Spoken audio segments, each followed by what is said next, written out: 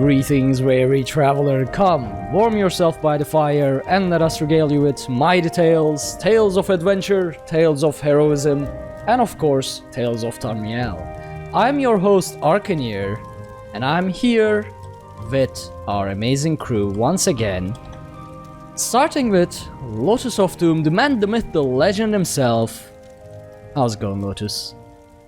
Things are well. I've been enjoying all the Meteor Mayhem festivities, which we'll get into later, but taking a brief break so we can all do the show. So Sounds things are great. well. Yeah. And of course joining us, the Aldmeri Dominion spy, the Giggle Queen herself, the joy of the show, HyperPixie. How's it going, Pixie? Going great because I'm no longer a spy and I'm actually on the Aldmeri Dominion with my main now. Ugh. Yeah. Ugh, indeed. What a show opener. I'm happy about it. You guys might not be, but I'm thrilled. Well, we will explain our unhappiness when we get to Tales, especially I. But everybody should know I fought to protect the honor of EP, although I lost. But we'll get there. Just come out and announce that somebody sounds better coming from you. Is that the plan here? We're gonna spin the propaganda quick, Ark. Yeah, it'll work out. I'll think of something and we'll spin around. Don't worry. But Next before will be, I let her win. Yeah. yeah, just because it was your stream, I didn't want to. Yeah. Oh, there you go. Yeah, it's very thoughtful of you, honestly. But before we get to all that, we gotta give some shoutouts. Starting with Adam, also started to support us over at Patreon, became a torchbearer. That is Child of Cities 86, and he streams as well. So definitely go to twitch.tv/childofcities86 and check him out. Thank you so much, Adam. Thank you so much for always being in our chat, supporting us, and being a great dude. Hanging out with us. Really do appreciate that. And we also have a 5-star review on iTunes. This was on iTunes UK, which is why I saw this a bit late. This was actually at the end of March, but I forgot to check the iTunes for different countries. So this is actually from KizUESP, and I will leave reading this to Pixie because I'm pretty sure she will enjoy it, and she asked that she should read it. So take it away, Pixie. So, the title is Elfie, Lover of Guars, which is a great ode to our fearless leader. The high quality and followed topics are a blast, highlighted by the host's excellent coverage in support of the Aldmeri Dominion. His love for Guar shines throughout the show, brought out by his supportive co-host. I love this so much. This makes my heart sing, and Kiz, who I may or may not have dubbed Sour Patch Kiz in my own Discord. Nice. You are now off of my bad list, and you have redeemed yourself. Thank you for this. That was poetic, Kiz. I don't know if he's still in chat, but I really hope he is. He's already laughing. He's been laughing. Yeah. Also, I guess normally we just, so that we don't bog everybody down with just constant thank yous and it just turns into just like a 45-minute thank you, podcast. Just because it directly relates to me. While I was watching your stream, Ark, when you were doing dungeons, might have been the other day, or when you were doing trials. I think it might have been Sanctum Ophidia. Forple. I don't know if that's pronounceable, but I just call him X4. Okay, X4. So they had gotten a shout out before. Thank you specifically for gifting me a sub to our own channel. So X4 has actually, I think he has over 30 gifted subs now. Yeah. I was in chat. So it was like my old one expired and I hadn't re-upped it. So they provided me a new one. So thanks for letting me support us. X4 and Mr. Crowley, they have both been giving out a lot of gift subs, and I really do appreciate that. I mean, two of them alone actually funded some of the behind the scenes stuff that we are working on. So that's nice. I also want to give... Yeah, go ahead. No, that was it. I just thought it was funny because when I logged back in, I was like, oh wait, I hadn't resubbed yet, and now I'm subbed again. So I have our own little dumpster fire emotes back. Well, those are a must-have. Yeah, I love that I can required. Post a bunch of dumpster fires into chat with the push of a button. So I also want to give a shout out to my co-hosts here, actually, Lotus, Pixie, and Promethean, because last week I thought I would lay down a little bit and I fall asleep, and they still got together, and through the dumpster fires they managed to actually get a proper almost 2-hour show. And I really appreciate that, guys. Anytime. Man, I have the best team out there. I was going to say, look, every now and then it helps even for Super Robot Arc to get some rest. We fought through a ghost attack. I will get there. Actually, now that you mention it, that's what you get for putting the Guar logo on the show. That was not me. What did you think would happen? I warned you guys about the dangers of the Guar, and you slapped it onto the show, and of course something bad happened. That's like... Apparently we killed Promethean because he's not here tonight. So. Yeah, I was going to say... He's still picking up the pieces that crashed that day. That's... Yeah. To anybody who didn't catch the video feed but only heard the destruction from our last episode, yeah, that was a unique experience all around. The end result, Promethean's plate after the show was shattered. It wasn't just sound effects. It totally broke it. So, yeah. Olive oil was thrown at a plate. The plate was shattered. It was really crazy. It was all a thing. That was bound to happen, I'm telling you, but you're not listening. Not listening. Well, I mean, you had the Guar one locked away in the Tales vault, and that was the first thing. Not getting my channel to set up or any of that important stuff. First thing I did was go into our Google Drive, and I'm like, it's got to be here somewhere. And that was, once I found it, I was like, aha! And I immediately downloaded it on my computer so I could put it in my own Streamlabs. As Slaps mentioned in chat, though, it was super good timing. Just as Promethean said the word Guar and something broke in his house, it was like... Yeah, it was very, very awkward. Yeah. Saw Promethean just book it. Like, oh no, what's happening? Yeah. That was...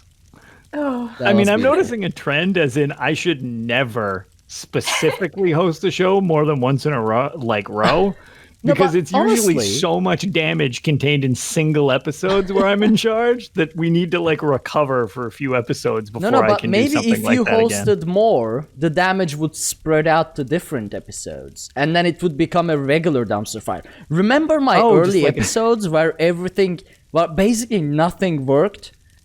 Like, I had my microphone backwards, like I didn't realize my upload speed was crashing. Like, I had an entire show recorded with Nate. After a long time. I got Nate to, spare time. I was on that. That was the first and only show I've ever been on Nate with. And my microphone the whole time was acting up. So... Yep, I remember that. We had a 50-minute discussion on Legends strategies and the lore of Elder Scrolls Legends. Yeah, that's... And the entire episode was unusable because my microphone was borked because my drivers had a conflict, and no one mentioned it. Because I had a different driver set up for Streamlabs. But or no one noticed it. I actually don't know. I spent 3 weeks trying to recover that episode.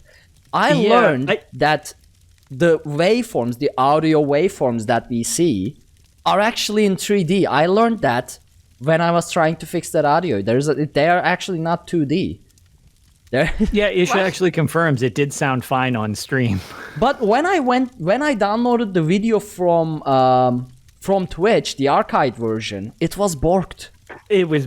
I remember to this that because day, we were like crushed. I cannot we lost understand how that worked. Also, we got Bob Chichinsky in chat, who is the host of the Red Diamond Courier podcast, and he is also one of our Patreon supporters as well. Hi, Bob. So, just kind of funny, the amount of our podcast family that's just hanging out with us tonight. Bob Chichinsky, we got Dusty from Sons of Sithis, we've got what do you call it? Pylon. Yeah, We got Pylon as well. We Oh got my Pylon God. and Kids from UESB, so it's just a big. After the stressful week online for everybody, it's great to have all of you here hanging out with us. Welcome. We're all going to Typing celebrate how Bob's Ark name died. is always too difficult. Oh yeah, just Did Bob I get it Chickens. right? I'm sure a There we shout go. out command will And figure it out. Dusty, do you stream at that channel? I don't think. That is it. Yeah, this is super inside baseball for the audio version. Yeah, okay. So basically, we have know a we're lot on of the ESO stream. podcast fam on chat, and we cannot let that go without some acknowledgement for all of our audio listeners and recorded version listeners. It is what it is. Yeah, listen to all those other podcasts; they're great. UES podcast I do. and Sons of Sithis and the Red Diamond Courier. There we go. There you go. All right, so returning back to the to Oh, the right, show. a show. It's not just Yeah. a podcast talking about how great other podcasts are. I even had an active derailing in our show notes on the overlay, and I didn't even use it. I need to remember using that so people know that we are derailing. Anyway, so we got some behind the scenes updates that I want to mention. First of all, I've been updating our website. Initially, our website, if you remember, if you have been on our website, dungeoncrawlernetwork.com, it was just a static page. You would go into it and all you would see is Discord, Twitch, YouTube, and menus up top for different shows. Now I'm actually trying to come up with a more dynamic website. It's been actually going well. We have a nice overlay going in the website, although at the moment it's a little bit duplicated because I have Tales of Tamriel and Issues of Creation on everywhere. But moving forward, so both Lotus and I am writing our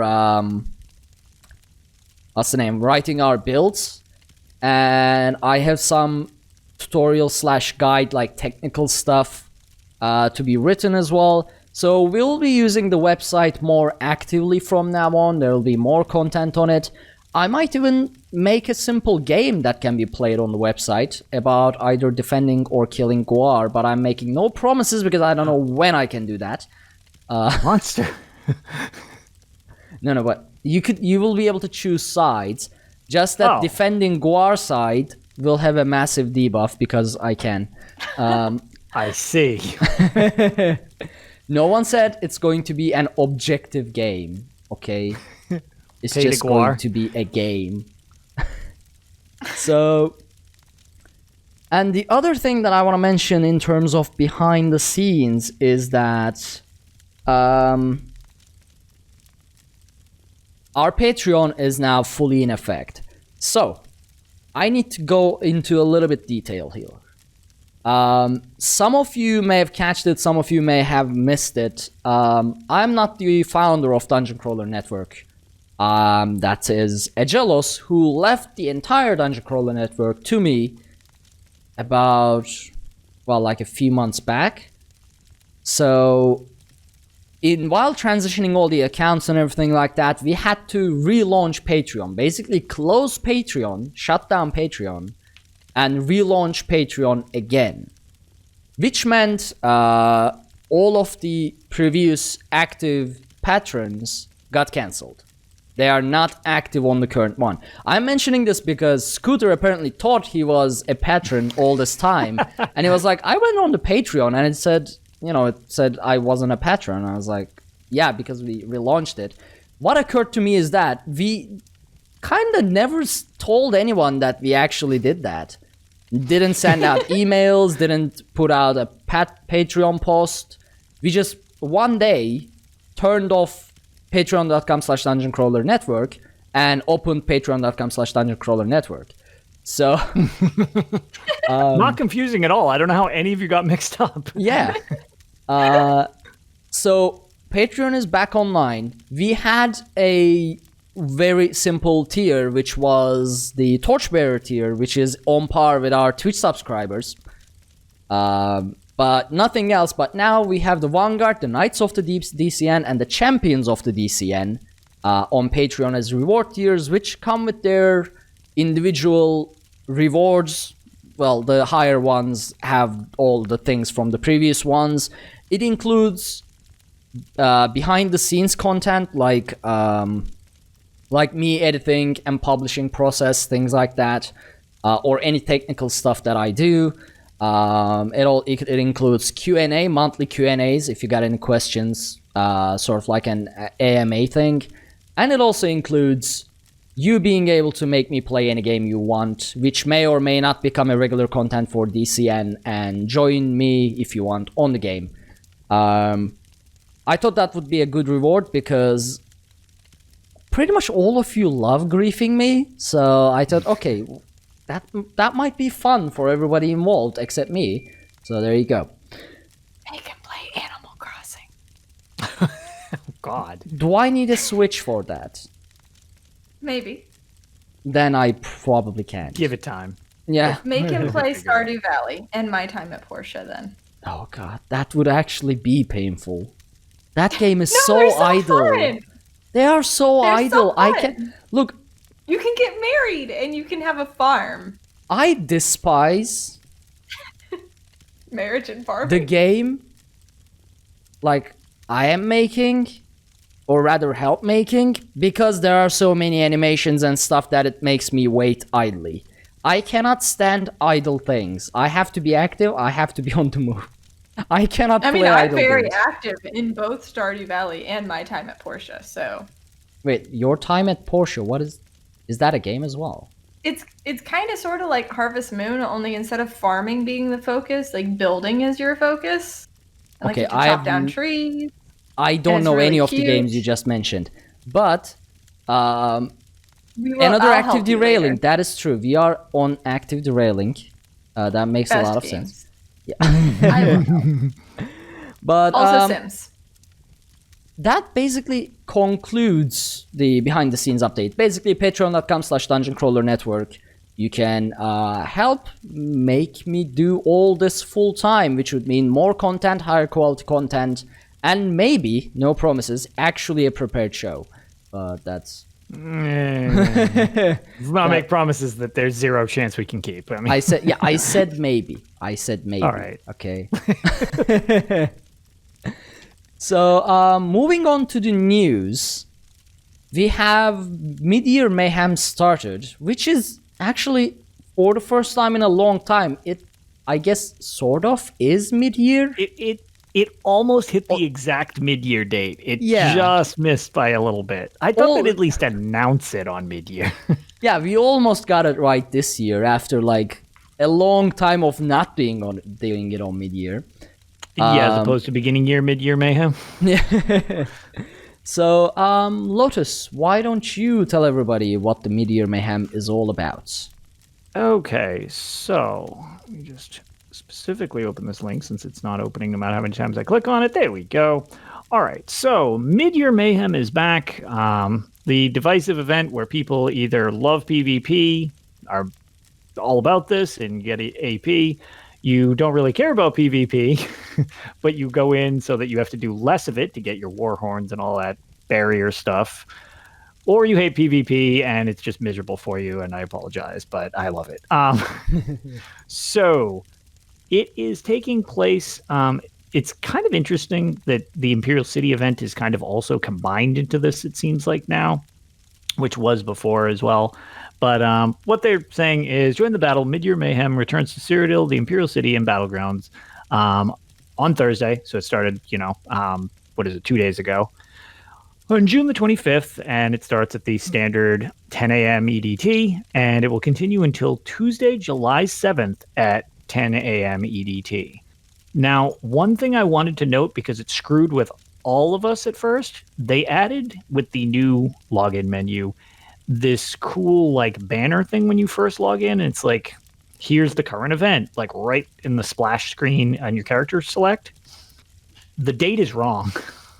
Oh, really? It says there are 4 days remaining. Now it says there are 3 days remaining. There are not. Do not pay attention to that, because we were like, what? 3 days? When it launched, it said there were 5 days remaining. And I'm like, 5 days? What a rip. We get it correctly, and we get a short event. And somebody brought up that doesn't make sense, because you literally can't even get enough tickets to buy the thing based on that. And I was like, oh yeah, that doesn't really make any sense. They're like, you can't even get the banners correctly because it requires 10 of those emblems. They're like, if it's 5 days long, that's half an emblem, so you literally can't earn it. I was like, oh. So if you go to the actual Elder Scrolls page, they've got the real date. It goes to July 7th, so it don't worry about what the login says. It's cool that it's there.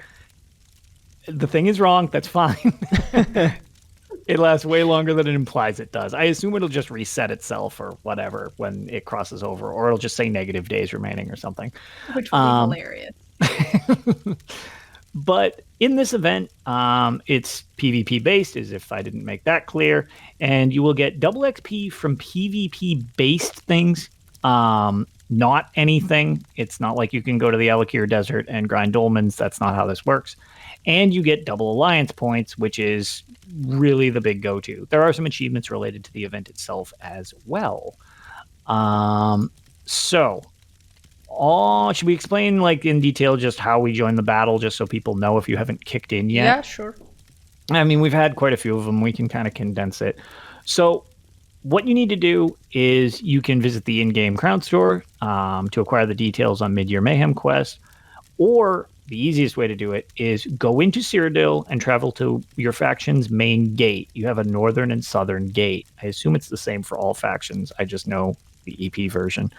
But I think in AD it might be Eastern and Western. Okay, I wasn't sure just because of positioning. So that one I was like, could be wrong. Now that I'm saying that, I'm not entirely sure that's a thing. And you will see, I don't know what her name is. Do they say her name? She has a wolf Predicant on her head. yeah, Wolf Queenie here. Predicant Mare. You got too this, many Lotus. vowels. Mara. What? Wolf Lady. Go to Wolf Lady. And she will have a huge horde of people around her, so she's pretty easy to find. She'll give you a quick little quest where you smear blood on your face, and that pretty much kicks off the things. You were then given a scroll, which is not a memento, which have been long removed from Cyrodiil because of sketchy tactics that needed to be dealt with. So it is an infinitely usable item. It will be in your slottables. It's the Scroll of Palinel's Ferocity. Use it. It's you can just use it as much as you want. It gives you a 2-hour buff to the double AP. You can use it in Cyrodiil. You do not need to leave Cyrodiil to use it. You can just hotbar it if you'd like. And it will provide you with all the goodness to it. If you have previously done this event and have destroyed the thing so that it gives you a free bank slot back, you are allowed to buy a new one for 100 gold or 100 alliance points from her. So don't panic if you don't get the quest again from her. And I have a question. Yeah, sure. Does this give double rewards for Battlegrounds? It does, yes. I should do more Battlegrounds. Anything AP based, you will get double as long as it is active. If no, you but win I mean Battleground motifs. Oh, it does. Well, you can get motifs out of the I don't care about boxes, those motifs, Lotus. which is not what you want. Yeah, So let me put it this way. I've got none out of like 30 Battlegrounds. Like not none, but like when I get one, just like normal. So as it's brought up in chat, no, I don't think you get double a chance at getting your shield. My shield. I'm so sorry. My Todd. shield. So yeah. The other benefit to this, which I guess you don't have to use a scroll. I don't know why you just choose not to get double AP by using the scroll, but it works either way. Every time you get a set period of points, I want to say that it's 10,000. You are given rewards for the worthy. You will now have something else attached to it. The extra Meteor Mayhem boxes will provide all sorts of stuff like we were just talking about. It can have Cyrodiil style pages, gear, lots of gifts. You get alchemy reagents, you get Telvar stones, siege equipment for more PvP, all that good stuff. The first one you get each day, you will get that standard bearer emote, which I was referring to, which if you get 10 of those collectibles and you combine them, and I believe you need to get like something to craft them together. It says you do, but it doesn't say what the name of it. Oh, it's a standard bearer's license is what it's called. You combine these 10 standard bearer's emblems, and it allows you to build yourself a heroic banner of the correct alliance, in which you get a giant red EP banner, so that when you're in your trials guilds who are largely not EP, you can just wave it in their face, and if they oppose, you just say you won't tank properly. Nobody wants that. So, But I just want the shield. I don't care. I was gonna say, you want your shield? Not gonna happen, dude. I will say, Ark ran with me in PvE once and said he wasn't going to tank properly, and we did the hard mode with no tank. So he pounded in a corner, and I see. we still cleared it. So We'll see Which about any banner was VSS runs without a main tank. Or I could just, well, it's not that it hasn't happened before when we've had mixes up on flipping boss. And it's like, oh, boss is looking at group, boss is looking at group, and it's just one breath. And it's like, all right, well, I'm the only one left. always terrifying. I will admit it. It's so horrifying when it like looks away from me. I'm so used to it looking at me. It's just like, oh, we're all going to die. But the other thing you can do, there are also the tickets because, well, there's still Indriks. I don't. Actually, spontaneous discussion Okay. topic. I'm gonna squeeze it in here. This one almost kind of requires a discussion. Yeah. It's a pretty Indrik. It is a very pretty Indrik. It's very opalescent. I think somebody said it actually looks like the pride flag, which I thought was kind of interesting timing. And it's So- specifically the trans rights flag. Okay, is that what it is? Yeah, you trans know flag. what? I think you're right. I think it's the trans flag. Yeah. I think you're right. Okay, now I don't want to say what I was gonna say because I was just about to say, didn't we have enough of Indriks? And now I know what it represents. And Well, but didn't we have enough of Indriks? you can have a good color scheme on anything. It doesn't need to be Yeah. an Indrik. So Could be a Guar. when Indriks got first announced, it was a lot of fun because it was for the first time a collectible mount. You could find it for the first time. Well, not for maybe the first time. I'm actually not sure. But you could I think it was finally. the first mount Yeah. available in game, other than I think you're just right. the regular horses. There you go. So you could actually farm, do your best, do the event, and get an Indrik. And then they said, hey, you can get a different version of an Indrik by doing the same events. And we were like, oh, cool, yeah, morphing the Indrik, nice. It's been going on for, 2 years now? So that's kind of my only thing. I'm personally indifferent to the Indrik style. It's fine. It made sense with Somerset. Yeah. But we are now in like a yearly cycle. It seemed peculiar that last year it was still Indriks, but I was like, well, they started it halfway through Somerset and they didn't start seasons, so maybe. Okay, well, that season's now over. Season of the Dragon. we're now in Greymore, and we're still getting Indriks. the creatures from Somerset. It just feels odd. I mean, I don't. It feels it's whatever for me, okay, but I'm just like, this is peculiar. Everyone knows that I don't like being kind of negative, but it feels lazy and it feels cheap. I mean, Well, it just seems like how many skins can the Indriks have? Like, there are dozens of mount models in the game, and each one has like 5 different skins. Yep. Can we finally get rid of Indriks as a mount that can be collected in the game, and maybe get a new mount that can be collected in the game? Maybe a different skin of something that already exists, or maybe something new, because I'm pretty sure there are super talented 3D artists in ZeniMax Online that could come up with a nice mount to be added into the game without too much problem, like several $1 million cost. You know, it shouldn't take too. So it's been 2 years, and I hate Indriks. They are some Somerset creatures. Okay, I finally want to have something that I would farm for with my tickets. For the last 7 events, or maybe more, I had my event tickets full because I don't spend them. I don't have anything to spend them on. So I actually, when Somerset came out and I saw an Indrik for the first time in game, I was like, oh my god, I need this as a mount. It's amazing. This is my favorite enemy. I love it. It's gorgeous. But that being said, like, you guys are right. Like, it doesn't make sense to have it in Greymore as the reward. How I think it should have been done was during Somerset, you get an Indrik. Mm-hmm. During elsewhere, you get a Centrot. Yep. During Greymore, you get a Death Hound. A Death Hound or a bear. Mm-hmm. Right. Like, it's or an something. You don't even need a new model. Just like you can even use something existing, but like put a spin on it for seasonal content. Like with the Indriks,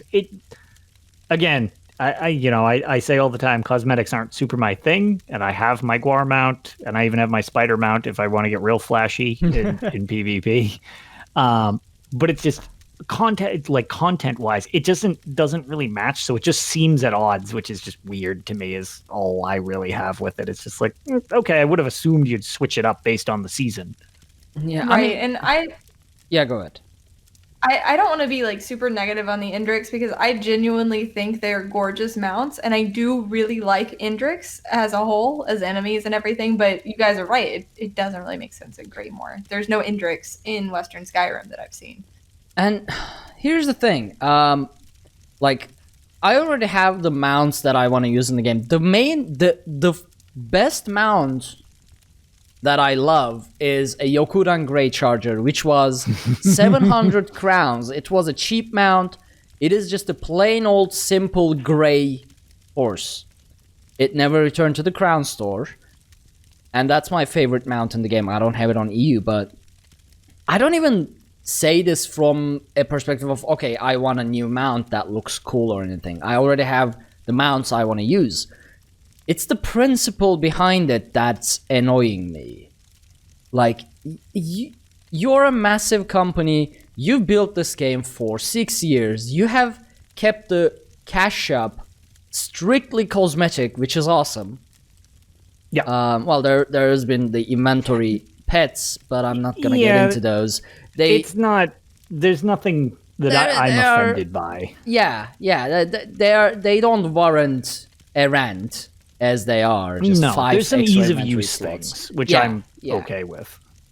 However, the principle, so Indriks, they were this super fun. Okay, hey, we can gather mounts in the game, and then they just stopped caring about it. They're just reskinning it every season, every event. There's a new version of it or something like that. Mm-hmm. The principle behind it is what upsets me. Like, why? I mean, I don't understand why they wouldn't add a new mount. Like, what's keeping you from it? It's not like it's a crown store item. It's not like it's a collector's edition item. It's not like there's... Why? Yeah, I have no idea why. It would be really cool if they introduced something else. I know obviously they've reskinned a bunch of other mounts. There's a whole bunch of wolves and cinch and all that. I know they've started reskinning the Centrop mounts, which would have been really cool while the Season of the Dragon was still a thing, if they would have done that instead of the Indriks. And I don't know. I don't know how long they're going to keep the Indrik thing around and what they'll transition to eventually, because eventually they're going to run out of skins for the Indrik. And I doubt. Something. I feel like for the rest of Elder Scrolls Online's lifetime, we'll have Indriks. And I mean, at least it's a pretty one. Yeah, but why? Yeah, The principle behind it is just wrong. Yeah, I wish, it's lazy. I definitely wish that, because I don't even have a problem with reskinning. Like, I think the different Atronach mounts of all the different stuff look very cool. They're just skins of the same. It's like, okay, here's like a Fire Atronach Guar, and here's a Storm Atronach Guar. That's fine. They're just skins of the same thing, but it's like, okay, they look different. So it's just, yeah, I don't know. It's peculiar is all. Yeah. Yeah. So yeah, that's a little bit of spontaneous rant / discussion. I was like, what the hell got us here? That's right. The things you can spend tickets on. Yeah. It happened. So if you don't like Indriks, don't worry. There's other things you can spend your tickets on, like the Legion Zero outfit, which actually looks pretty cool. It's the same stuff that the NPC Imperials wear throughout the Imperial City. It's not a motif. It's those gold outfit style pages. I believe they're 5 apiece, if I'm not mistaken. And in order to get event tickets during this event, if you do, let's see, we're not going to get into the achievements yet. Where is it? And earn event tickets. Okay, you get 2 tickets for completing any Cyrodiil or Battleground daily quest. You also get 2 more tickets if you complete an Imperial City District daily quest. So you can get up to 4 per day, which is pretty good if you're trying to collect these things, because that is a lot of tickets if you want them. The things you can buy with them, as we talked about, Indrik chunks. Let's see. You can get the Indrik pet, which is just the miniature version, which I find more amusing than the full-grown ones. Standard bearer emotes, if you don't want to wait once a day to collect them, or if you're short on them toward the end of the thing. Let's see. So there's the Zero Legion outfit style, and then is this one new? Second Legion outfit? I don't know what that is. Yeah, that one's new for this Meteor Mayhem, I believe. Oh, okay. I didn't even see that. Okay, so that's a thing as well. And the one thing which I will say, if you ever want to make friends and make a good impression with a Trials team, what you do is you take your event tickets and buy group repair kits, because everyone in your team will love you forever because it repairs all our equipped gear for everybody in the group, which is amazing. I think that's what I'm going to be spending my tickets on this event. Oh yeah, this is so great. I know I said I wanted something other than an Indrik, but I'm absolutely going to be spending my tickets on the Indrik just because I have this compulsion to complete my collection. So that's what I'm spending my tickets on. A lot of people have that. I'm sorry. Hey, whatever. There are a bunch of achievements. Check your achievement category for them. I'm not going to go through all of them. They are the same ones that they have been every one to get your mid-year Victor Laurel, which is actually basically the exact same one that we won and I put on my mud crab from the Bethesda Game Days event on the trivia game. They actually gave us real-life versions of the thing you get from Meteor Mayhem, which is kind of neat. It's just a little gold laurel you place on your head. And the only other thing with Meteor Mayhem that I think is worth mentioning, that's that. Boon boxes, that's how you earn them. I thought there was something else worth mentioning. Maybe there isn't. Maybe we covered everything. Well, I think we covered everything. If you're interested, you can always go check out the article on the website.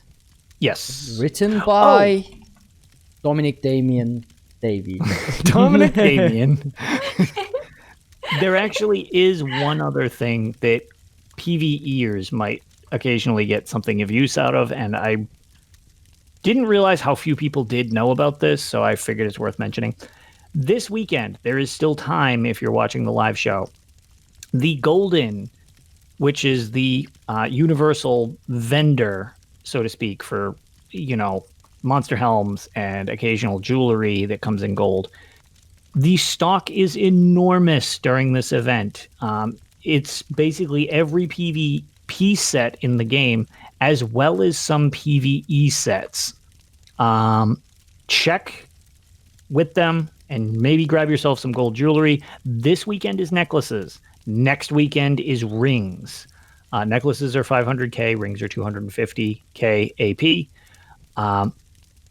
Not everything is tradable, so be careful before you buy it. I've screwed this up before, but if you're a tank, you can buy ebon jewelry and just have it be gold right out the gate. It's great. Ooh. You cannot trade that one, though, just FYI. Tried to totally do that, and it didn't work. I have a whole bunch of ebon necklaces. I can finally monetize my AP if one of the good ones are not bind on pickup. Yes, there are most of them are not. They're bind on pickup, not bind. I'm sorry, they're bind on equip, not on pickup. So definitely suggest it. You might be able to get some gold jewelry without needing to spend a fortune on upgrading it with plates or running a vet trial for it. So just worth noting. This weekend, necklace. Next weekend, rings.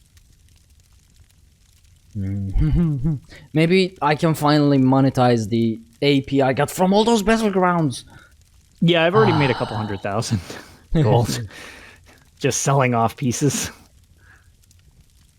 All right, well, that brings us to Tales of Tamriel. The show restarts. Let's go. All right. Let's see. I'm looking at the notes to see who should go first. And, well, I might have made some creative edits. Okay, let's let Lotus go first. So then we can fight with Pixie. I love that idea because I also feel like you both have probably done more than I have. So I want to both give praise and kind of readdress something that I had run into before. I have had tons of issues, as I've made reference to, about Vetkind Zagus and getting through that trial. It still seems to be largely messed up on PS4. However, since I don't care for selective editing, how things work, we had one exceptionally good run. It was not with the guild that I've been working with. I got called in as an alternate tank because theirs overslept. I just knew one person. So I actually joined a different guild run, and it held together. And we totally cleared the entire trial as soon as it did. So my previous statement of we're not being beaten by the trial, we're being beaten by the errors, actually in the end turned out to be 100% true, because the one time it worked, we cleared it. That being said, it worked up until the very, very end, at which point we killed the guy who looks like Lord Harkon. And as he died, 2 people DC'd, we all lost sound. And the game froze, and we thought we all were going to blue screen. But it doesn't matter because we won at that point. So who cares? If it's going to break, that's totally fine. It's not even a big deal. Then it's funny. The only concern we had was we were really concerned that the 2 people who DC'd were not going to get credit for their skins. They came back in. They totally did. So no big deal. Instead, it just ended up being funny. Sad. But we would have been really upset. To that, awesome. It worked. The answer does seem to be beat it fast enough and you can beat it. I love that trial. I really hope they iron out whatever it is that's wrong with it, because it's pretty awesome. Let's see. Okay, so that was pretty much it with Vets Vegas. I've gone back in since then to try to help another group clear it, and we got to second boss and lost sound after an hour, so we're not going to delve back into that. We've covered that back-to-back weeks so far. I hit rank 36 in PvP, and I have a challenge going with Bob Chickens over who can earn 10 million AP faster. He's winning so far. That ain't great. He's at like 2 mil. I'm at like 1 and change. So got to try to pick that up. I think I'm going to lose this.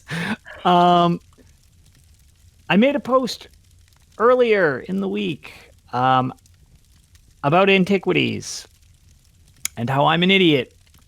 I did not realize that you could take the scrying tool itself and use it like an item.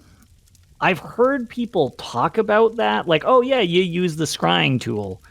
And every time I heard that, I kept thinking, well, duh, obviously you use the scrying tool to then find the location.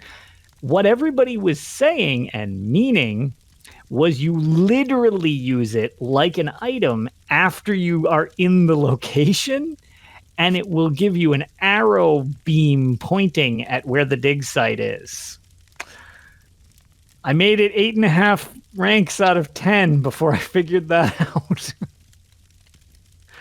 I'm so glad SD, when I was doing the like 15-hour Greymore stream, that was the first thing like SD, I think it was SD who said like, okay, quick slot the scry, and I was like, quick slot the scry, how?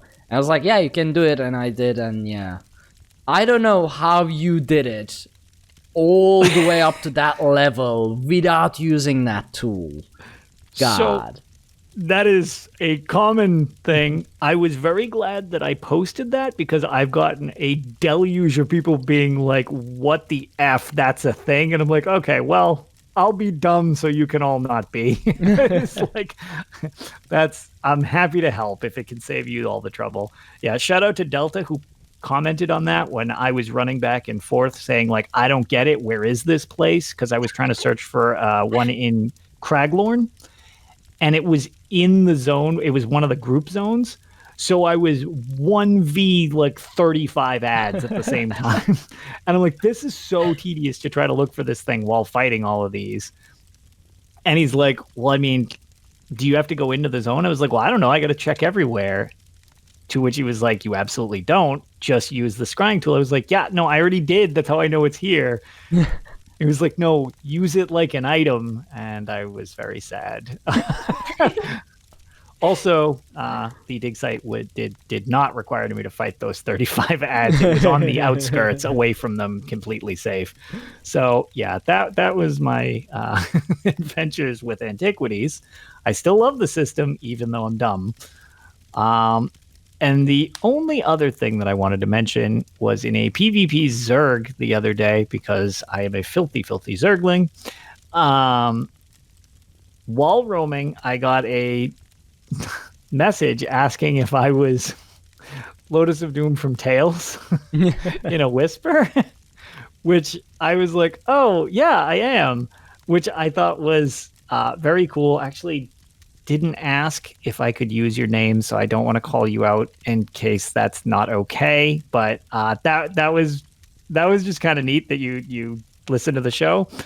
And afterwards, I found out several people in the Zerg also were like, oh yeah, I listen to Tales of Tamriel. So shout out to my PvP Zerg. We rocked it that day and got, I think, 750,000 AP before I jumped offline to have some food. So shout out to all of you guys. For any of you in the Zerg that listen, it was a pleasure running with all of you. And this was an EP Zerg, right? The righteous. Yeah, there's only one alliance and then 2 bags of walking AP that I need to truck. That's really all there is on the battlefield.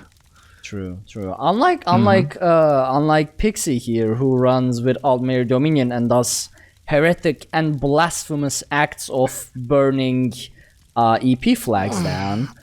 I think it went while pretty being well. brainwashed by the high elves and everything else. Even though she's a Breton who should be sort of fighting for High King Emmerich, but such is the magic of the manipulating high elves, I guess. So, Pixie, what have you been up to in I was Elder going to say, Scrolls I'm Online? just going to relax back and let the actual PvP war in the show take place. You know, I've got a little story. So, I log in.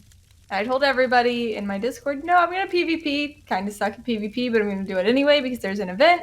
I want to be on my main because Necro Res seems like it could be useful. So I guess we're fighting for DC this time, as much as it pains me to say it. I log into the game. I immediately get a whisper from my friend Maya, who's like, hey, you still stuck on DC? I'm like, yep, that's what I'm running on tonight. And she's like, okay. Then I get a notification. You received a gift. And I open it up, and I have an alliance change token. And the people who were in group with me waiting for me to start my stream so that way they can run for DC are like, are you going to switch to AD now? And I'm like, of course I am. I hope you guys are coming. They're like, absolutely we're coming. AD is our main alliance. We will absolutely switch right now and rejoin you in just a minute. So I swapped my tune over to AD. And I was welcome. Quick question.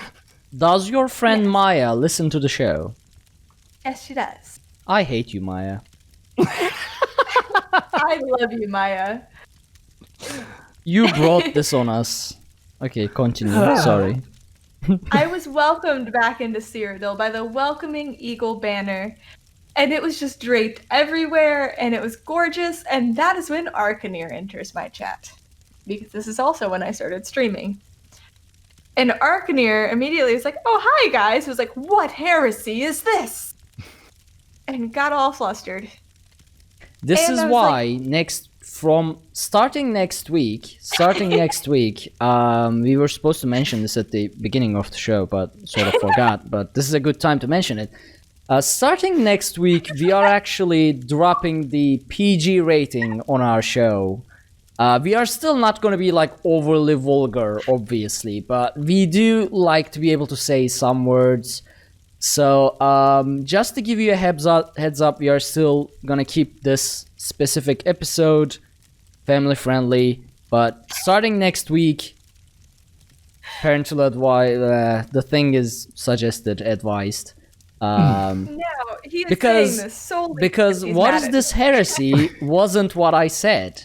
That was edited. Yeah, continue. That's essentially what it boils down to. You can just add in your own expletives there and you'll understand. And then that's whenever I only halfway jokingly said, you know, Ark, you're welcome to come and visit us. We're going to be here most of the night. So my group and I start doing our thing. I am just PvP healing. I switch all of my PvE stuff to just some crowd controls, and I put on some shackle breakers, and I had my necro res. So like, I feel like this could be at least slightly useful. Don't know how true that actually was, but I just spammed heals the whole time, and also did the grabby skeleton hands and the fear totem. So I had fun. And then we had a member of our group, Ozzy Mitch, who had lagged behind us a bit, so he was kind of acting as scout to watch our backs. And I hear him yell, again, this is edited Okay, because can I like yes, you can interrupt here? Okay. You can't not do So- it because There's some parts that she skipped, okay? There's some parts that she skipped. I can't come back home at 5 a.m. Alright? And I open up my PC and I see Pixie streaming. I join in and there's absolute madness going on with she hanging out in the Almir Dominion base. Which was, I mean, we knew it was coming. We knew it was coming. It was happening.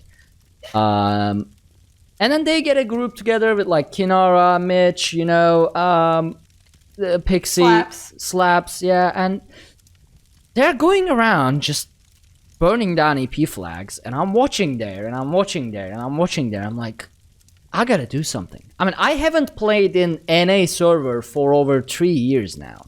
My Here come the tune excuses, there. guys. Listen to him.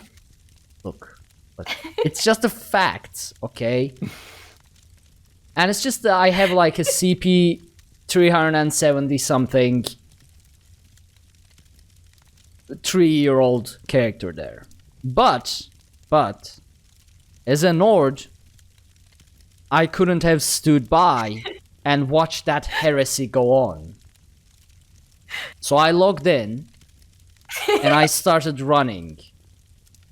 And Which- now this is where I take Yeah. back over.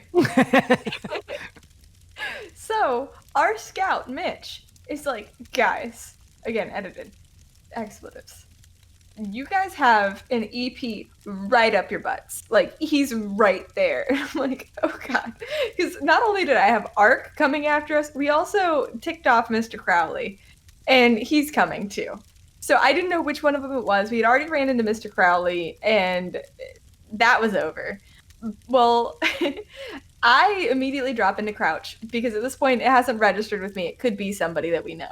So I drop into crouch and hang back, and I just see full throttle this gray Yakuten Charger just immediately come into group and beeline straight for us when we were all hidden.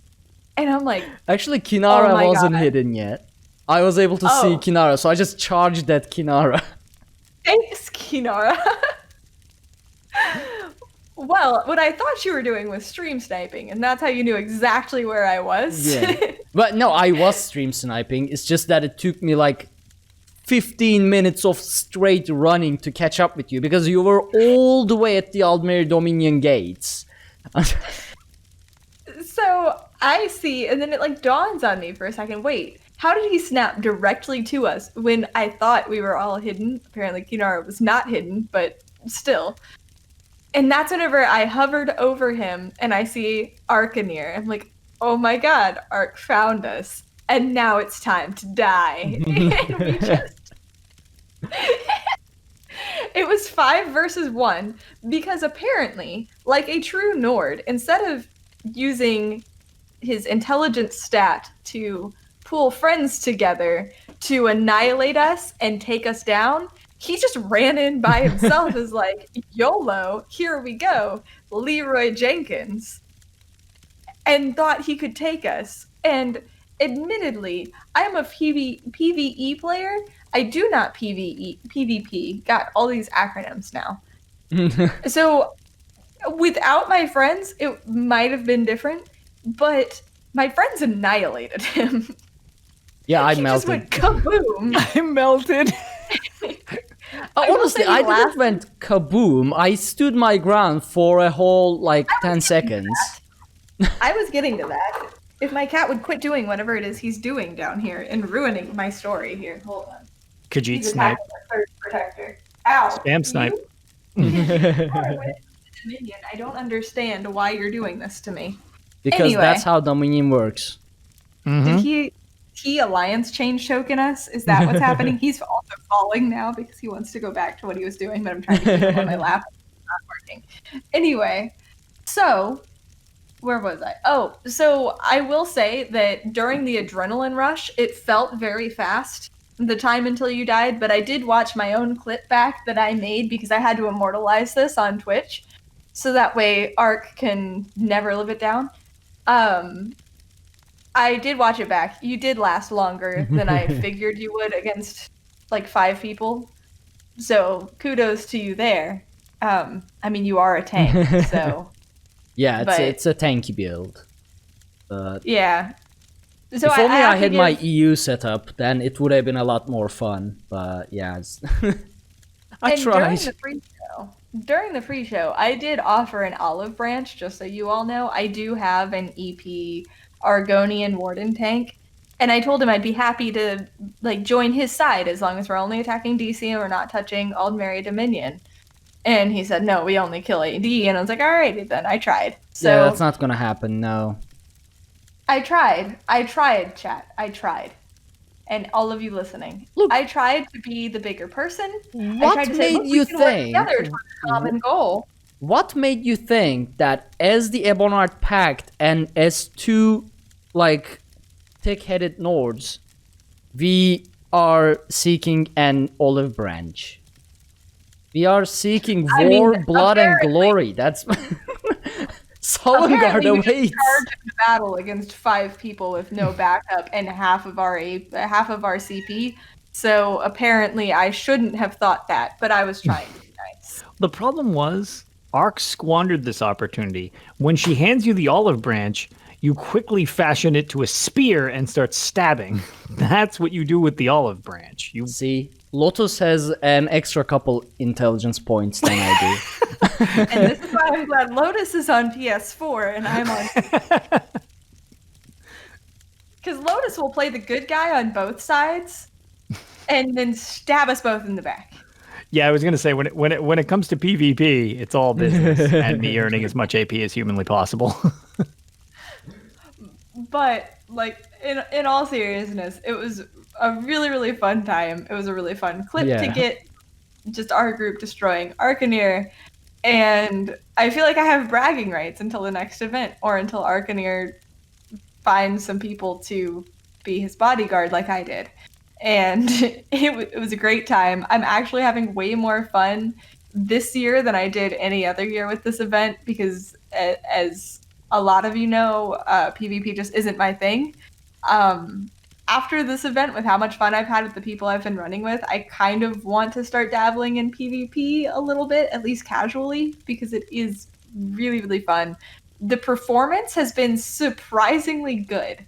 Yesterday, whenever I got in, I noticed at the gate, at the starting gate, it was a little bit glitchy, but then once I left the gate, everything was pretty smooth. The occasional load screen, but it wasn't anything bad. So performance has been awesome. We ended up in a battle at one of the resources that just had a crap ton of people in it, and it was just really solid, and it's been a really enjoyable experience. I've had a lot of fun hanging out with friends in Discord and talking crap in chat and everything with the EP versus AD. DC's strangely silent, but it's just been fantastic. I'm really enjoying this event. Honestly, even more so than I was expecting. Even for me joining NA with like 240-50 ping in Cyrodiil, although I didn't go into any Zergs, it felt pretty responsive. I didn't expect that. I was expecting it to be a mess with the input lag and everything like that, but it was very responsive. So I don't know how that worked. What did they do? But it was definitely felt more responsive. Also, just want to quickly... so I opened Twitter for a second, and someone asked Pete Hines, the Senior Vice President of Global Marketing at Bethesda, how's that space game coming along? And he just replied, it's out of this world, and I just wanted to know. Yep. Classic Pete Hines. That's amazing. That's just in my timeline right now, and I had to mention that. Yeah, most of my life outside of ESO has been cyberpunk, so not exactly that that's a thing, but I've just been all about the stuff announced with cyberpunk this week and everything. I was hoping they would show more on that stream they did the other day on Friday, but it was just like one feature, a little bit of gameplay and a new trailer, so I've been watching some of the press reviews, and they provided a good bit of information about just how the game runs and their impressions of it and everything, and also about the starting factions and what that brings, and I'm pumped for it. I've been pumped for it since like 2015, 2014, whenever the teaser came out. Maybe it was even earlier than that, but I'm really excited for it. And so yeah, I spent a good portion of the last week just fangirling out about cyberpunk. I was kind of worried that I wouldn't be able to play it properly, but since I got a new GPU, now I'm like, yeah, I need cyberpunk to come so I can play it in its full glory. Join me. And Lotus can play too, because it's coming on console. Yep. Oh, that's true. So I'll probably just need to. Give me 1 second, because hold on, my Discord is acting up. Don't do this. Uh-oh. No. Dun, All right, I dun, switched dun. drivers. It's doing this popping thing. I mean, we all have our local recordings, so if anything, I'll be able to fix Yeah, it. if things get totally borked. So yeah, anything else, Pixie? Nope, that was about my week. All right. It was great. It was great fun killing you. Thank you for playing. Wow. I shall return. I will look forward to it, and it will end the Do same we way. have class You change and tokens Indriks. in the game right now? I don't think so. Okay, maybe We I have can. race, alliance, name, and appearance, I think. Okay. Well, if I could change my class, I would do my warden, but yeah, we'll see. We'll see what happens. All right. So in terms of my tales, is the last few weeks I'm still doing a lot of trials and a lot of dungeons. Trials with Lore Seekers, PC European Mega Server Guild, and dungeons with the Untaunted, as we call ourselves. It's Luna Spear, Jen, and Kitsune. We have an awesome team, and we've been wreaking havoc in the hard modes of DLC dungeons. So the week before this, on Friday, because I wasn't here, I'm gonna mention it, we cleared Veterinarian Archive hard mode, and I gotta give a shout out to Dan, because Luna, our raid leader, wasn't there, and Dan, our other tank, picked up the leadership and actually carried us to victory in, like, we didn't wipe a single time. It was from start to finish, all the way to the end of the hard mode, 0 complete wipes. Of course, people died every now and then. I died. Sure, that's hard to prevent, though. Yeah. And I died at like 20% left on the final boss to the axes. And I thought it was going to be a wipe, but everyone recovered very swiftly, so that was nice. And this week we did Veteran Sanctum Ophidia hard mode. So the first boss got pretty bugged for some reason. I was going into the portal and getting teleported back out without the boss being killed, or I couldn't find the thing to port me into the, portal thing. Or even though there were people far in the back, the portal would drop on the tank somehow, and both of us would get teleported into the portal with no DPS and no tank up top, so people would die. Yeah, that's happened to me before. It was like, so the portal dropped on Dan, and he was tanking. He was main tanking, and so he teleported. So he said, "Oh, I teleported to the portal. The boss is loose." So I ran where he was to pick up the boss, and the portal was there, obviously. So I also got teleported. Nice. So yeah, we wiped a few times. We ended up completing that fight in absolute chaos instead of any tactics. We just winged it, and it finally worked. And final boss, that was less chaotic. We followed Luna's instructions to the best of our abilities, and everything worked out. After a couple wipes, we managed to clear that one as well. That was pretty fun. And next week, actually, I don't know what we are doing next week. I think it's Veteran Asylum Sanctorium. But okay. I don't know if we are trying plus anything. We may be. I don't know. If you do normal veteran, it's very doable. So when you start out in pluses, it gets real chaotic. Yeah, so we did normal +2 or +3, however it takes, like all of them. Yeah, normal +2. On normal, and then we did normal veteran before. Like normal plus all of them, and normal veteran was the first trial we did with that progression group for Asylum Okay, Sanctorium. I actually think I remember you saying that. Yeah, so we cleared that. So this may actually be with plus something, but I'm not entirely sure. As for the Untaunted, we've been making massive progress. So after our Moongrave Fane struggle bus, I'm gonna say, we went into Scalecaller Peak. Finn actually retweeted that, saying with a gif that was saying this is gonna be a disaster. But we cleared hard mode speedrun, no death, within like hour and 20 minutes. So that was nice. Nice. And this week we went into Veteran Fanglair hard mode, and we cleared that as well. Although it was a little bit more difficult than Skill Color Peak, but that didn't push us too hard either. And just today, before the show, well, yesterday, my time, we did the rest of the achievements for Fanglair, got our creepy necromancer. Welcome to the Creeper Club. Yeah, the creeper personality, the one that.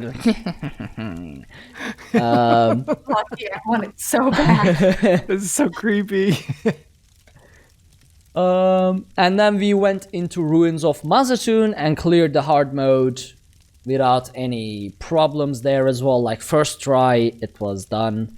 We probably would have gotten no death as well, but I don't know, we may have gotten. I think we died at some point. It wasn't a wipe, but one of us died. I don't remember who. But we are going to next week. We are gonna get the speedrun no death for Ruins of Mazatoon, and then we are gonna go into Depths of Malatar for hard mode, and we are gonna keep clearing all of the hard modes until we get to Black Rose Prison. That's gonna be, yeah, we decided that that's gonna be our finale, basically, in terms of dungeons, until they release new dungeons, of course. So, for sure. Have you done Dragonstar as a group? That's probably... I mean, if you're doing stuff like Fanglair hard mode, you're fine for anything Dragonstar anyway. So, I mean, that's literally easier to do than Fanglair hard mode and stuff. So we are doing all of this live, by the way.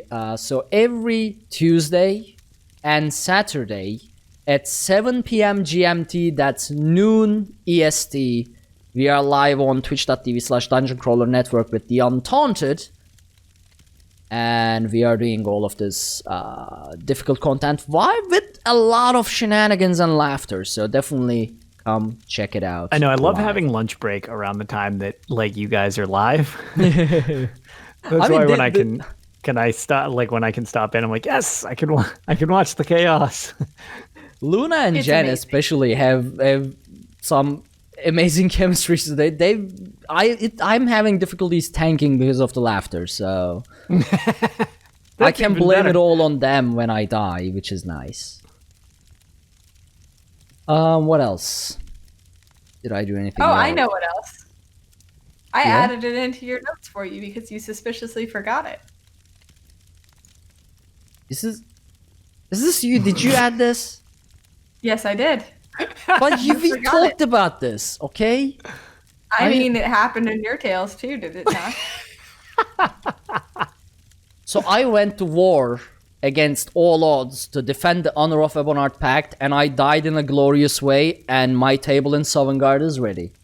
How about that? He was squashed while I laughed, is what that translates to. No. I'm gonna be drinking and partying in Sovngarde, while you will get stuck as a Breton under the command of the High Elf Overlords. Who is gorgeous, and I love her, and apparently, according to your Twitch chat, may or may not be a robot, and that was an interesting click. Oh yeah, that was why I'm still... It's a bold new direction. So we are running Fanglair, right? And Zod makes a reference to Queen Irem being a robot, and apparently it's a Coda reference. And what Coda is, it's C0DA, is once Michael Kirkbride left Bethesda all those years ago, apparently he started writing basically fan fiction for Elder Scrolls and Fallout universes. And it is as crazy as what he wrote during his time in Bethesda, which is, things like 36 Lessons of Vivek, which even with Agelos explaining them for hours on end, I still have absolutely no clue what the heck they were talking about. It is strange. So basically he kind of ties up Fallout and Elder Scrolls universes. So the Tribunal, Sorasil, Vivek, Almalexia, and Molak Ball, and someone else, I don't remember. So they end up going through this... dimensional portal, and they end up seeing these like televisions and this nuclear. It's a whole mess. Liquefied televisions. Liquefied. Yes. So I'm going to be short and sweet on this because I've actually read all of Coda. Oh, there we go. Too bad. Good that we have someone who know about it. Please do tell. Forget everything. It is trash. It is awful. It is awful. Coming from somebody who loves Elder Scrolls III Morrowind, largely influenced by Michael Kirkbride, it is incoherent, rambling garbage. Wow. Basically, they blow up Nirn, they go to the moon. Let's see, Vivek eats his own hands at one point. What? It is The yellow one and the blue one. It is awful. Well, Bob Jaczynski apparently likes Coda. I think it is terrible. Most of my chat, even Kitsune. Okay, we were doing a speed run and no death, and Kitsune stopped fighting the creatures, who is our DPS, to explain the Coda, because she was like, I have to enlighten you all. I don't care about the achievements now. And we were like, well, we care about the achievements. So yeah, apparently. Yes. I'll have to sit down and read. Yeah, I forget. I was going to say, apparently it's not Vivek. I don't know. I read it a while ago. Someone I ate their hands. It's more of like, it's not even like the style of it. It's almost like a graphic novel or like a cartoon style thing. Kills people. Sorry. I had to make a reference. Yeah, it's. Ugh. I am not a Coda fan. As far as Queen Irene is concerned in this whole whatever this is, apparently, so we know through the Aldmeri Dominion storyline, I know Ark hasn't played it, whatever, but through the Aldmeri Dominion storyline, Irene had a tendency when she was younger to just go off on her own adventures, and she went off on her own adventures for a really long time. According to Coda, during that time, a mining robot from the future was sent back through a time portal and either fused with Queen Irene in some way, or just made itself look like Queen Irene, or possibly possessed Queen Irene. And whenever Queen Irene made her return to assume the throne, she was actually this mining robot, and all of the Dominion was led by a robot. Okay, so Queen Irene's a kitchen robot. That's not surprising. A kitchen robot? Hold on. Yeah, it's a kitchen. It's a toaster. Hold on. No. Queen Irene is a toaster. No. You did not just tell Maybe Queen a Irene blender. that you have to get back to the kitchen. Queen Irene was a mining robot. Queen- Not any robot at all. Queen Irene is one of the bad guys from Transformers. It's a Roomba. So on that note, I was going to say, I'm not sure how, so one thing to know, because I will say, if you want an audio how do you even say it? Synopsis of this, there is a freakishly, I was seeing if it even still live, it's called The Elder Lore. It's a podcast from 2014. It used to do lore segments. He ends the series with Coda, where he analyzes it for 2 episodes. So if you just want like a quick review of that, check out Elder Lore. It's still up, even though it's super old.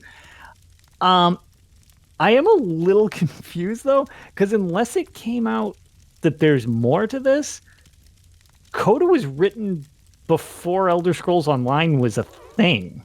I think Irene didn't exist yet. Oh. I mean, Bob Jaczynski in chat mentioned there's Irene nothing about robot. Queen Irene in Coda, though, so I don't know about this. Zod sent me the name. It starts with a K. Some type of mining robot. I just Googled that, and it told me all about how Irene is a robot, and I was very confused. I mean, I'm fine with Irene being Irene's a a robot. bad transformer. It's not even an will Autobot. say- No, I have not watched the most recent season of Westworld, but I like this show, Westworld, and the robots have valid points.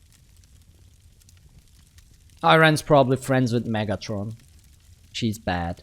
Is Megatron the bad? I'm assuming Yeah. you just said that. I Yeah. guess Megatron's the bad one.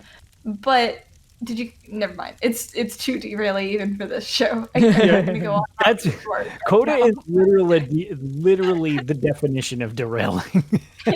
Well, if anyone has any solid information on this, feel free to contact us either on our Discord or send us an email at contact@dungeoncrawlernetwork.com or reach This us to makes me us wanna on reread it. Twitter at Tales of Tamriel. Like, I thought it was a good time to just plug all those in. Yeah, no, that's hey, dude, on point. Like this makes me want to reread this, but I remember really not enjoying anything about it. Aramithius now- go into Coda as well? Yes, actually, it was just brought up. should Written ask on him. Uncertainty. There's an episode on it as well. So listen to that. That's probably like a nice, solid college lecture on it. Mm-hmm.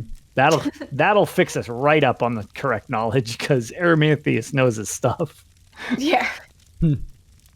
He's like the professor of Elder Scrolls yeah. lore. Yeah, Like, I so lore always try to seekers have fact their check with lore him. lessons, and they are very knowledgeable. Mm-hmm. But Aramithius, he's like he's historian mode. So yeah, So written in The blue uncertainty. guy with the brain meme. Well, it was funny. I don't know if Aramithius just doesn't. This is now the Aramithius tangent. Yeah. I don't know if he just doesn't play PvP a lot, but one of the times I was on stream, he actually asked if there was any meaning to the scrolls in Cyrodiil because they're written in, I believe it's Old Elnifey. And I was like, wait, really? So I believe we pinged. I took a photo of it, or he took a screenshot for me while I was like grabbing one of the scrolls, and it was like the one of Namak or whatever. And we pinged Lehman Tuttle, like, what do these mean? They're all in like Elnifax.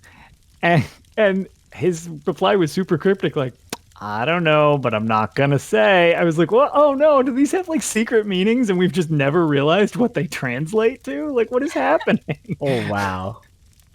Okay, well, if anyone So- can figure it out, it's gonna be either someone from yeah. UESP or Aramithius. It's Yes. either one of those You have things. some- yeah. Yep. But I mean, in terms of lore, we here at Tales of Tamriel, we represent the average Elder Scrolls player. We have a general idea of the lore. We all know the parts where our side is supported very well. Oh yeah. But- Outside my wheelhouse, F that noise. Yeah. So we can. We are basically like the actual Elder Scrolls characters. We only know the lore from our sides, and we will defend it with our lives, and nothing can change our minds. AKA Right, because- Elves bad, Nords best. And Yusgramor was see what I right. was going to say. Wow, I was going to give you guys some credit, and here you go, just trashing the elves just out of the gate. I was going to say, hints a couple of episodes ago, and I was like, elves are awesome, guys. We do magic good. And then you're like, wait a second, the aliens were really bad. And I was like, no, they were really magic-y. You're like, no, they No. tortured people. And I was like, what? Which I imagine is whenever you're growing up in high elf elementary school, they probably don't tell you about all the alien torture chambers. They probably Yeah, just say, they- our ancestors are really good at magic, and leave it at that. Which is what I got from it, so... But yeah. So, do we have anything else to talk about? No, Alternate especially individuals? because chat has devolved into anybody who knows anything about Coda, all just a mess of talking about Coda. So Who eats himself at the what? I believe Sadakal, the world serpent, consumes himself during a wedding, if I remember correctly. It was like 2014 or whatever that I read this. I kind of actually do think I need to go back and reread this thing. I don't even I'll have know more who that- information next episode. Please, I'm- please do share whenever you figure this out. Yeah, Because I maybe don't Yeah. next even know- week we should, along with no longer doing a family-friendly show, we should just talk about Coda, which in itself will nullify the family friendliness, I guess, from... Oh, it's not Sadakal, it's Akatosh, who apparently eats himself. Okay, Thank I you, know Bob. who Akatosh is. Yeah, the god of time apparently I eats have himself. No idea. Blessings of Akatosh be upon you. And Thank you, that's when the kind sir. TV portal was created. God. This is... Well, all of this upset SD in chat, apparently. I'm sorry, I Very don't displeased. understand. Yes, he's displeased. Everyone will teach us next week, I guess. You all have to come back and teach us the wonders of Coda. But yeah, I'm rather curious now. I probably will forget. Certainly interesting. Yeah. Oh well, Lotus, where can people find you? And any final thoughts? You can find me at coda. No, I'm just kidding. So I am Lotus of Doom on Twitter and Twitch and Discord. Just kind of doing my thing. Hoping at some point I'll be able to stream this week. I'll most likely just be doing Cyrodiil stuff, and then I really, really want to get back to doing arena streams so that I can finish that up and hopefully move on to the other games in the series. But yeah, pretty much anywhere Lotus of Doom, that'd probably be me. Sounds good. Pixie, what about you? You can find me kicking Ark's butt occasionally in PvP, and also at twitch.tv/HyperPixie Gaming, and on Twitter at HyperPixie Games. I am angry. Angry about elves. I need to turn that into a soundbite for the stream. So I can click it all the time from the buttons to my left. I'll be like constantly.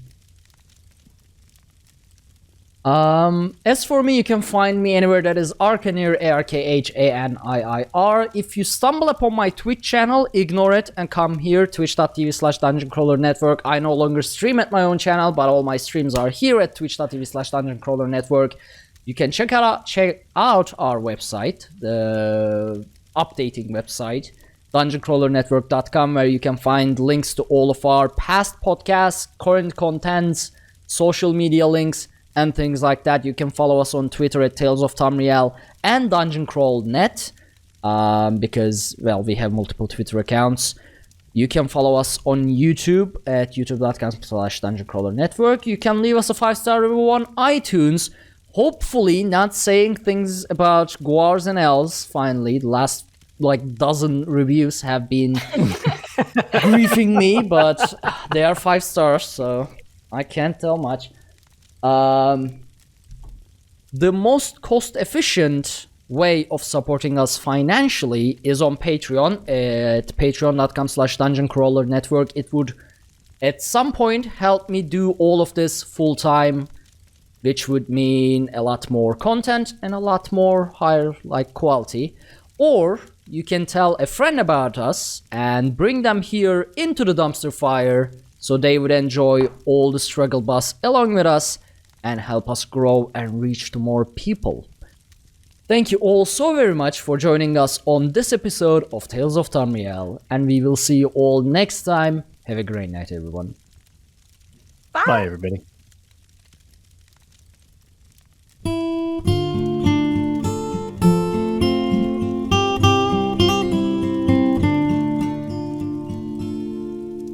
When Akatosh slew Lorcan, he ripped his heart right out. He hurled it across Tamriel, and the heart was heard to shout, red diamond, the heart and soul of men. Red diamond, protect us till the end. The laughing heart sprayed blood afar, a gout on Seer it fell, and like a dart shot to its mark down in an alien well. Magicka fused the Lorcan blood to crystal red and strong. Then wild elves cut and polished it down to Chimel at a ball. Red diamond, the heart and soul of men. Red diamond, protect us till the end. When elves lost Nirn to men, Akatosh gave the stone to Saint Alesh in token of her right to sit the throne. Red diamond, the heart and soul of men. Red diamond, protect us till the end. Red diamond, protect us till the end.